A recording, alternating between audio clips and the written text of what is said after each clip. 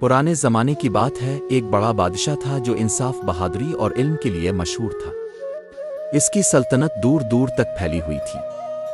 रियाया खुशहाल थी, शहर आबाद थे, बाजारों में रौनक थी, लेकिन बादशाह को सबसे ज्यादा नाज अपने वजीर पर था। वजीर निहायत अक्लमंद, दियानतदार और नेक सीरत इंसान था। वो हर मुआमले में बादशाह को सही मशवरा देता और कभी भी दौलत या लालच के पीछे ना भागता। बादशाह अक्सर कहा करता था, सल्तनत को तलवार नहीं, इंसाफ और ईमानदारी से कायम रखा जाता है। शहर के अंदर ही एक ताजिर भी रहता था। वो दौलतमंद तो बहुत था, लेकिन निहायत लालची, खुद गरज और चालाक इंसान था। लोगों को धोखा देना, नाप तोल में कमी करना और कमजोरों का माल हड़प लेना इसकी आदत थी। बाजार में सब इसे जानते थे, लेकिन डरते भी थे, क्योंकि इसके पास बहुत दौलत और असर और रसूख था। वो हमेशा सोचता रहता कि किसी तरह और ज्यादा दौलत जमा कर ले, चाहे दूसरों का हक मार कर ही क्यों ना हो। एक दिन बादशाह ने दरबार में ऐलान किया कि हमारी सल्तनत में इंसाफ और सच्चाई को मजबूत करना सबसे बड़ी जरूरत है। जो शख्स लालच करेगा, धोखा देगा, रियाया पर जुल्म करेगा, वो सजा का मुस्तहिक होगा। ये ऐलान सुनकर वजीर मुस्कुराया, क्योंकि इसे यकीन था कि अदल कायम रखने से सल्तनत और भी तरक्की करेगी। लेकिन दूसरी तरफ वही ऐलान लालची ताजिर के दिल पर बोझ बन गया। इसने दिल ही दिल में कहा, अगर ये वजीर ज्यादा ताकतवर हो गया तो मेरे सब धंधे खत्म हो जाएंगे। मुझे कोई चाल चलनी होगी ताकि वजीर को बदनाम करके दरबार से निकाल दूं। ताजिर कई दिन तक सोचता रहा और बिलाखिर इसने एक मंसूबा बनाया। इसने कुछ कीमती जेवरात और सके लेकर अपने नौकरों को हुक्म दिया कि वो ये सामान वजीर के घर के करीब दफन कर दें। फिर अगले दिन वो शोर मचाता हुआ दरबार में पहुंच गया, जहान पना, मेरे खजाने से कीमती जेवरात और सोने के सके गायब हो गए हैं। मुझे पूरा यकीन है कि वजीर ने ये चोरी की है। दरबार में ये बात सुनते ही हर कोई हैरान रह गया। बादशाह ने फौरन वजीर को बुलाया।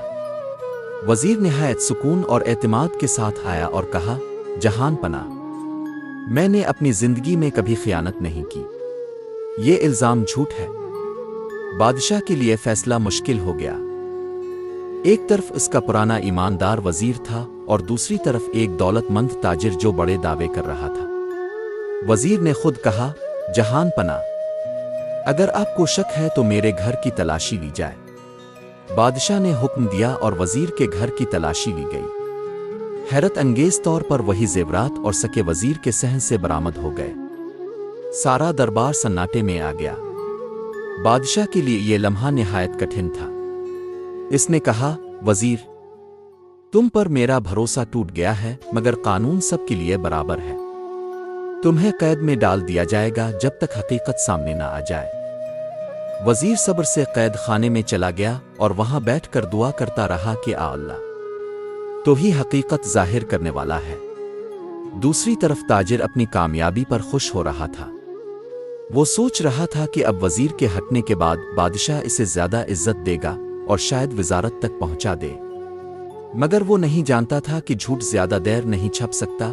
कुछ दिन बाद बादशाह ने ख्वाब में एक अजीब मंजर देखा।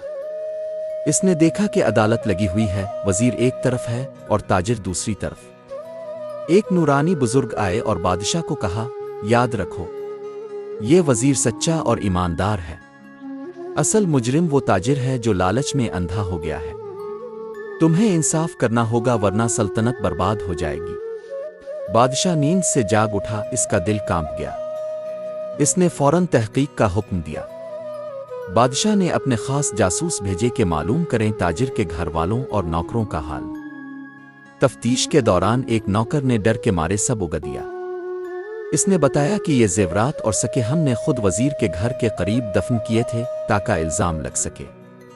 ये सब ताजिर के हुक्म पर किया गया था।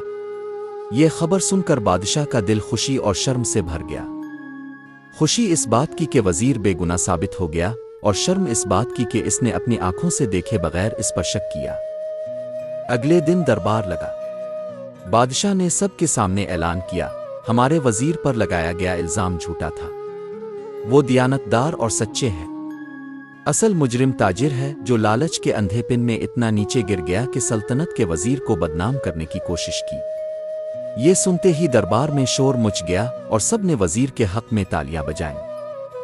بادشاہ نے حکم دیا کہ لالچی تاجر کو قید میں ڈال دیا جائے اور اس کی ساری دولت ضبط کر لی جائے تاکہ رعایا کو پتہ چل سکے کہ لالچ کا انجام کیا ہوتا ہے۔ وزیر قید سے آزاد ہو کر واپس دربار میں آیا۔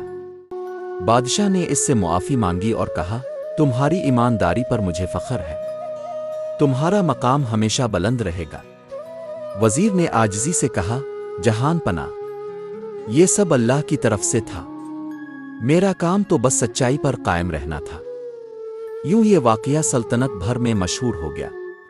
لوگ بچوں کو یہ کہانی سناتے کہ لالچ انسان کو اندھا کر دیتا ہے لیکن ایمانداری کبھی رسوا نہیں ہونے دیتی۔ شہر کے ہر بازار میں، ہر گاؤں میں یہ سبق پھیل گیا کہ دولت سے زیادہ قیمتی ایمانداری ہے۔ اس کہانی سے ہمیں یہ سیکھنے کو ملتا ہے کہ لالچ انسان کو بربادی کی طرف لے جاتا ہے اور ایمانداری ہمیشہ کامیابی دلاتی ہے۔